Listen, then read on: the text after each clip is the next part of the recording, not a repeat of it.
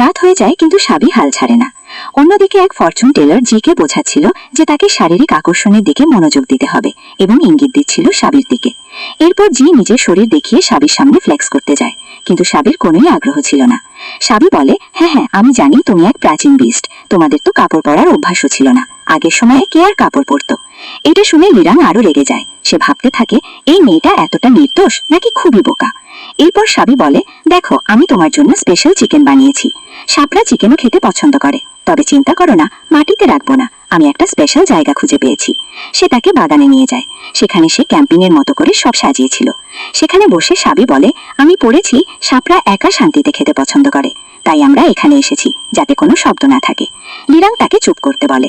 সে বলে, পরিবেশটা খুব সুন্দর, কিন্তু আমাকে প্রাণী বা বিস্ট মনে না করে মানুষ হিসাবে ভাবলে ভালো হয়। তারপর তারা চিকেন খেতে থাকে। সাবি আকাশের দিকে তাকিয়ে বলে, তুমি তো অনেক পুরনো যুগের, তখন শুটিং স্টার দেখা খুব সাধারণ ছিল, এখন তো খুবই বিরল। এটা শুনে লিরাং নিজের ক্ষমতা ব্যবহার করে। তখন সাবি আকাশে অনেক শুটিং স্টার দেখতে পায়। সে খুব খুশি হয়ে যায় এবং তাড়াতাড়ি একটা ইচ্ছে করে। লিরাং জানতে চেয়েছিল সাবি কি ইচ্ছে করছে। সে ভাবছিল সাবি হয়তো তার কাছ থেকে মুক্তি চাইবে, কিন্তু সাবি দুটি ইচ্ছে করে। প্রথমটি, তার গ্র্যান্ডমা যেন সুস্থ হয়ে যায়। দ্বিতীয়টি, লিরাং যেন সুস্থ হয়ে সুখে জীবন কাটাতে পারে। এটা শুনে লিরাং বুঝতে পারে যে সাবি তার বিরুদ্ধে কিছু চাইছে না, বরং সে তার জন্যই প্রার্থনা করছে। এটা শুনে তার অতীতের কথা মনে পড়ে। একসময় সে ধ্যান করছিল নিজের শক্তি ফিরিয়ে আনার জন্য। তখন শাসা এসে তার সামনে বসে। কিছু লোক তাকে খুঁজতে আসছিল। তখন লিরাং অদৃশ্য হয়ে যায় এবং শাসা তাদের ভুল দিক দেখিয়ে যায়। লিরাং অবাক হয়ে গিয়েছিল যে এক ডেমন হান্টার তাকে সাহায্য করেছে, কিন্তু একদিন শাসা হঠাৎ তাকে আক্রমণ করে।